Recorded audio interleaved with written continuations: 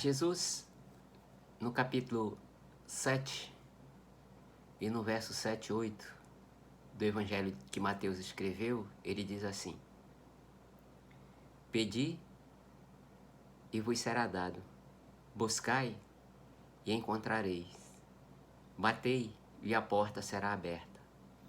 E ele diz: porque todo que pede, recebe, todo que busca, acha, e ao que bate, a porta se abrirá. Jesus aqui, ele está falando para os seus discípulos a respeito de oração, de como nós devemos nos aproximar de Deus. A oração, ela pode ser definida como uma conversa entre duas pessoas que se amam.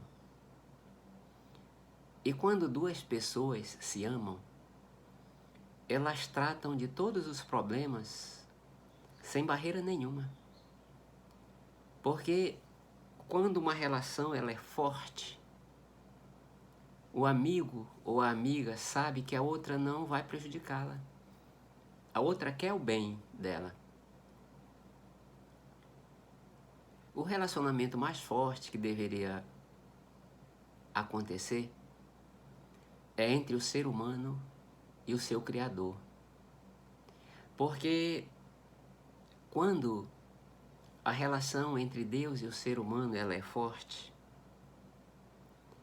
essa é uma relação que vai refletir na vida da pessoa, no seu relacionamento familiar. Se você tem uma relação forte com Deus, certamente que você é uma pessoa que espelha, que reflete o caráter de Deus. O problema é que as pessoas, por não conhecerem a Deus, embora nós sejamos um país cristão, e nós podemos dizer que o Ocidente se considera um país cristão, seja a Europa Ocidental, seja as Américas do Norte, Central e do Sul, nós nos consideramos países cristãos. Mas, entretanto, nós conhecemos pouco de Deus. E quando as pessoas não conhecem a Deus, elas, embora digam que sejam filhas de Deus, elas se achegam a Deus com medo. Elas se chegam a Deus preocupadas por não conhecerem a Deus. Nós vivemos uma geração em que a maioria das crianças, talvez não a maioria, mas grande parte delas, elas não conhecem os seus pais. Ou ainda, aquelas que conhecem têm uma relação dura com os pais. Os pais não são amorosos. Então, os filhos, eles não gostam muitas vezes de estar muito próximo dos pais. Muitas famílias, quando o pai sai para o trabalho, sai para outro canto, é um alívio. E que coisa triste isso. E as pessoas projetam esta relação de um pai carrasco, de um pai duro com Deus. E Deus é um pai amoroso. Então, Jesus aqui está dizendo que quem pede vai receber, quem busca vai encontrar, e quem bate vai abrir. Ele está se referindo a Deus. Ele está dizendo que nós devemos pedir, nós devemos buscar e nós devemos bater para que Deus atenda. Muitas pessoas, a sua oração, ela não passa do Pai Nosso. E na realidade, o Pai Nosso é apenas uma oração modelo, Jesus ensinando como é que nós devemos nos aproximar de Deus. E aqui de uma forma mais espontânea, porque esse texto é uma continuação, a oração do Pai Nosso está um pouco atrás, e Jesus está estimulando os seus discípulos a baterem, a pedirem, a orarem na realidade. Muitas pessoas acham que precisam ter palavras bonitas para fazerem boas orações para que Deus possa ouvir. Isso na realidade é um engano, porque palavras bonitas, elas não impressionam Deus. Deus vê para o nosso coração. Deus vê para o coração de quem está falando, de quem está adorando. E Deus é muito prático. Esses dias eu vi um ministro do Supremo, da nossa Suprema Corte, dando um voto a respeito de um assunto que ele ficou 2 dias. Ele começou a ler o seu voto em uma tarde, foi até altas horas da noite, próximo de meia-noite, parou. No outro dia voltou a mesma coisa. Então foram 2 dias para ele dizer que o cara era culpado, que aquela situação deveria ser punida. Mas veja como Deus, ele é prático. Os 10 mandamentos, quando você vê lá o texto a respeito de morte, Deus diz assim, não matarás. 2 palavras apenas. E nós vivemos uma sociedade em que as pessoas, nós temos muitas informações, mas na realidade nós temos poucas transformações. Muito se fala de amor, nós somos uma geração que se fala de amor. E se nós não tivermos a compreensão que o amor verdadeiro é o amor de Deus, porque o amor humano, ele pode até ser bonito em palavras, mas na realidade o amor humano ele é sempre egoísta. É por isso que quando um homem ele termina uma relação com uma mulher, depois ele se envolve em outro relacionamento, mas ele não quer que aquela mulher ela tenha outro relacionamento, porque ele acha que ele é o dono ainda. Ele tem posse. Então o amor humano ele é sempre assim, é egoísta. Ele tem posse. E quando nós temos o amor de Deus, ou quando nós conhecemos o Deus de todo o amor, nós nos achegamos a Ele sem restrição. Nós não procuramos palavras bonitas para impressionar a Deus. E nós devemos nos aproximar de Deus com as palavras que nós conhecemos, com as palavras que nós sabemos. O apóstolo Tiago, quando ele diz que nós pedimos errado, Tiago no capítulo 4, no verso de 2 e 3, ele diz o seguinte, olha, vocês pedem mal, vocês não recebem por isso. E quando vocês pedem, vocês pedem para esbanjar. O nosso pedido ele é sempre egoísta. As nossas ações elas são sempre egoístas. Então, Jesus aqui está nos estimulando a pedir, a se chegar a Deus de uma forma simples. É você chegar para Deus e dizer assim, meu Pai, olha, está complicado. Meu Pai, eu preciso dessa ajuda. Meu Pai, eu preciso resolver um problema de família. Eu preciso resolver um problema de emprego. Meu Pai, eu estou com dificuldade. Me mostra como eu devo agir. E Deus, um Pai amoroso, um Pai poderoso e um Pai sábio, Ele nos dá as orientações necessárias. Mas Jesus diz assim, pedi e dá-se-vos-á. Aqui pedi que você vai receber. Mas o problema é, como Tiago nos diz, nós pedimos mal. Nós não pedimos e pedimos mal. Aqui também há uma orientação que você não encontra na palavra de Deus, a palavra exigir. E que coisa tola quando uma pessoa estimula ou manda alguém orar assim, exige os seus direitos. A Bíblia, nós não encontramos nenhum texto de Jesus orientando os seus discípulos, ou mesmo depois os apóstolos nas suas cartas, dizendo, exija. Exija seu direito é problema de polícia, e não relação com Deus. E não relação com Deus. Agora veja que coisa interessante. Será que os pedidos que nós fazemos, quando nós nos aproximamos de Deus, nós temos que avaliar o que esse pedido vai fazer para a nossa vida? Será que aquilo que eu estou pedindo não vai me afastar da minha família? Ou será que aquilo que eu estou pedindo não vai me afastar de Deus? Muitas pessoas passam a vida toda reclamando do seu emprego. Mas elas reclamam para a pessoa errada, tem que botar para Deus, é Deus que resolve. Deus também pode indicar, olha, troca de emprego. Deus abre portas, Deus orienta, mas nós precisamos pedir para Deus, Deus, me ajuda no meu emprego. Ou então, Deus, eu preciso trocar de emprego.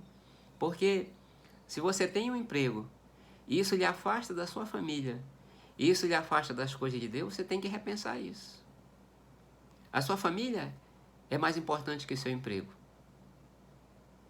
Você deve pensar nessas coisas.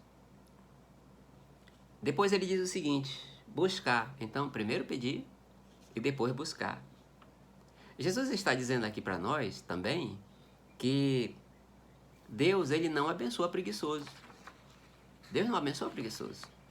Buscar é portas que Deus vai abrir, oportunidades para que Deus vai abrir para a gente, para que a gente possa correr atrás. O escritor aos Provérbios, no capítulo 6 e no verso 6, diz o seguinte: olha preguiçoso, te exempla na formiga. Busca a sabedoria com a formiga. Porque Deus, ele não estimula o preguiçoso. E quando Jesus, ele está tratando também ali da oração do Pai Nosso, como eu disse para vocês que está num capítulo um pouquinho atrás, desse mesmo Evangelho de Mateus, quando na oração ele diz assim: Pai Nosso que está no céu, santificado seja o teu nome. Venha a nós o teu reino, seja feita a tua vontade, assim na terra como no céu. Aí ele diz: o pão nosso de cada dia nos dá hoje. Jesus está aqui nos ensinando o seguinte, pedindo a Deus: Deus, abre uma porta para que eu possa sustentar a minha família com dignidade. A minha família precisa comer, a minha família precisa vestir, a minha família precisa também de lazer familiar. Então, todas essas coisas nós precisamos colocar diante de Deus. E Deus vai ouvir. Depois ele diz o seguinte: bater. Pedir, buscar, bater. Bater aqui, o sentido no original é ser persistente. É orar por uma situação e continuar orando até que ela se resolva. Muitas vezes nós nos comportamos em relação a Deus como crianças travessas. Aquelas crianças que chegam, batem nas portas das pessoas ou apertam as campainhas e correm. E quando alguém vai atender, ela não está mais lá. E às vezes nós somos assim, nós não temos persistência de pedir a Deus por um problema. Nós não temos, muitas vezes, coragem de ficar pedindo a Deus para que Ele resolva uma situação. E Deus nem sempre vai resolver do jeito que nós achamos que é o certo. Na segunda carta aos Coríntios, no capítulo 12, do verso 1 até o verso 10, o apóstolo Paulo trata de um problema, de uma revelação que ele teve. E o apóstolo Paulo diz que ele orou 3 vezes a Deus, ou seja, em 3 momentos distintos, ele disse para Deus: Deus, tira esse problema que me atormenta. E Deus responde para ele, 12, verso 9, a minha graça te basta. Deus não tirou o problema dele, mas Deus deu condições suficientes para que ele conseguisse passar bem a vida com aquele problema. Muitas vezes Deus, ele não tira o problema que nós estamos orando por aquilo.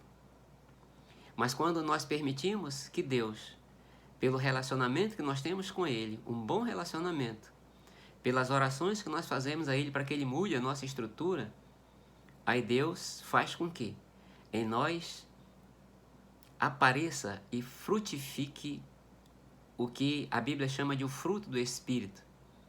É que o apóstolo Paulo trata em Gálatas 5, 22 e 23.